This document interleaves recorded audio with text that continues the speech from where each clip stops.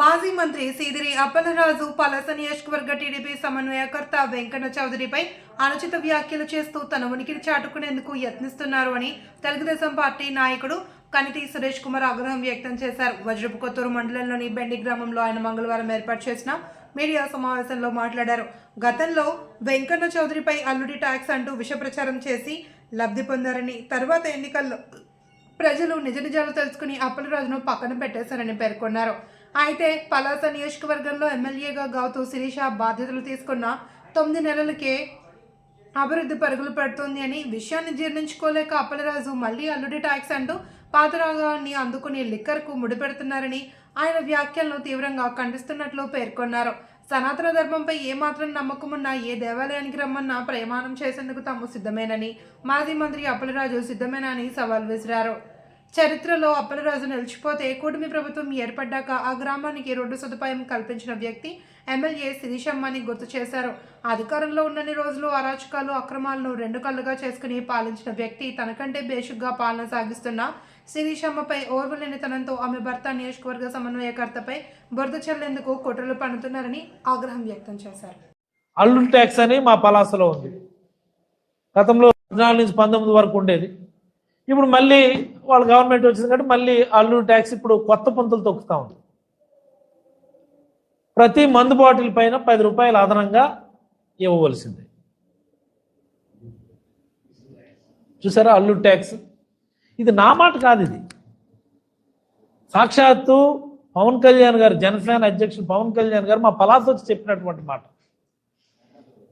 అప్పుడు అల్లుడి ట్యాక్స్ కొన్ని రూపాయలు, ఇప్పుడు అల్లుడి ట్యాక్స్ మొదలు పెట్టారు. ఇప్పుడు మళ్ళీ ప్రతి బాటిల్ పైన 10 రూపాయలు. ఇలాగ చూసుకుంటే ప్రతి నియోజకవర్గంలో కూడా ఏది దొరికితే దానిపైన ఎవడి లెవెల్లో ఆడు ట్యాక్స్ కలెక్ట్ చేసుకొని ప్రజలను అయితే పీల్చి పిప్పి చేసేస్తా ఉన్నారు.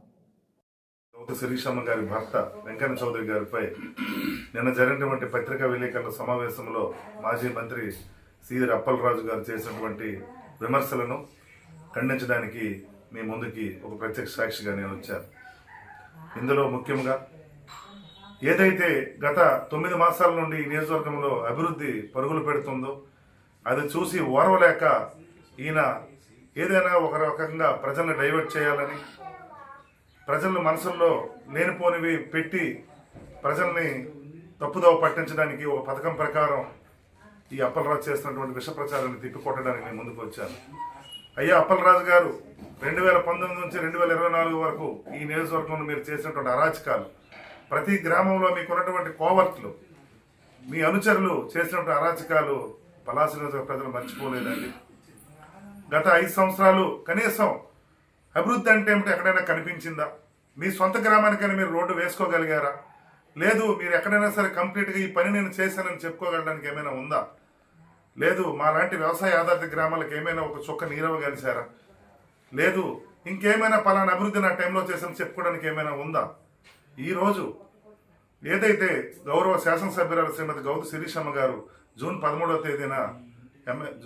తేదీన ఎమ్మెల్యేగా ప్రమాణ స్వీకారం చేశారు, ఆనాటి నుండి నేటి వరకు అభివృద్ధి నియోజకవర్గంలో పరుగులు పెట్టిస్తున్నటువంటి విషయాన్ని మీ అందరి ముందు ఉంచదలుచుకున్నాను. అది చూసి వారవలేని అప్పలరాజు లేనిపోని ప్రేలాపనలు పేలుతూ అది ఇది అని లేనిపోనివన్నీ సరే మసిపూసి మారేడికాయ రాయడానికి చూడడానికి గౌరవ ఈ నియోజకవర్గ సమన్వయకర్త వెంకన్న చౌదరి గారిపై ఏవో ఆరోపణలు చేస్తున్నాడు. నిన్న అందరికీ పిల్లలు ఉన్నారు, మీకు పిల్లలు ఉన్నారు.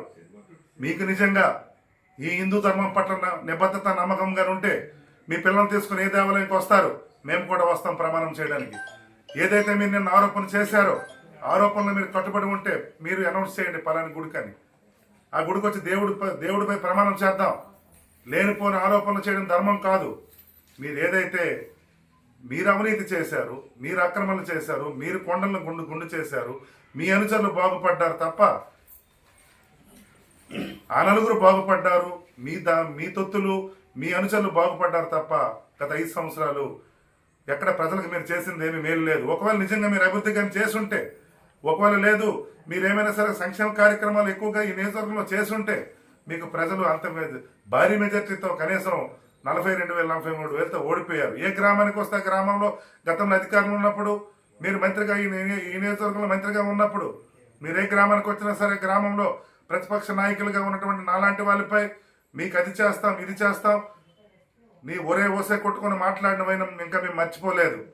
మీరు చదువుకున్న డాక్టర్ అనుకున్నాం, కానీ గతంలో నేను చెప్పాను మీరు మంత్రిగా ఉన్నారు, మీరు చదువుకున్న సైకో. మీరేమనుకుంటున్నారు? ఏదో నోరు ఉన్నది పిచ్చి ప్రాలాపనలు పేలడం కరెక్ట్ కాదు. ఎవరండి బాటిల్పై 10 రూపాయలు తీసుకున్నారు? మీరు ప్రతిపక్ష నాయకుడిగా ఉన్నారు కదా, మీరు నిధి నిర్ధారణ కమిటీ వేయండి. లేదు అనుకుంటే గ్రామాల్లో ఎంక్వైరీ చేయండి ఎవరు బాటిల్పై 10 రూపాయలు వేసుకున్నారు అనేది. ఇది ధర్మం కాదు. మీరు చేసిన కన్నా దందాలు ఇక్కడ ఎవరు ఎక్కువ చేసేయడం లేదు. అభివృద్ధి జరుగుతుందని ఒక కారణంతో తప్ప మీకు ఇంకా ఏమీ లేదు. మీకు అభివృద్ధి చూసి జ్వరం వస్తుంది, మీకు అభివృద్ధి చేసి ఒళ్ళు నొప్పులు అన్నీ వస్తున్నాయి. మీరు అలాగే డాక్టర్ కాబట్టి మీరే సెల్ఫ్గా మంచి ట్యాబ్లెట్లు మంచి ఇంజక్షన్లు వేసుకొని మీరు ధర్మంగా మాట్లాడడం నేర్చుకోండి. లేదు జగన్మోహన్ రెడ్డి గారు మెప్పు కావాలంటే మరొక రకమైన భజన చేసుకోండి. కానీ ఇంకోసారి అంటే పిచ్చి ప్రలాపనలు కానీ పేరితే ఇంకోసారి బాగుండదని హెచ్చరిస్తూ, నియోజకవర్గంలో శాసనసభ్యురాలు లేదండి.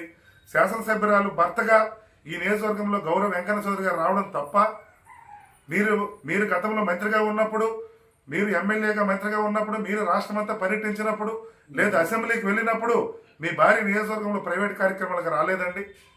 గౌరవ శాసనసభ్యురాలు గౌత శిరీష గారు గత 10 రోజులుగా అసెంబ్లీ కార్యక్రమాల్లో ఉన్నప్పుడు ఈ నియోజకవర్గ సమన్వయకర్తగా ఆమె భర్త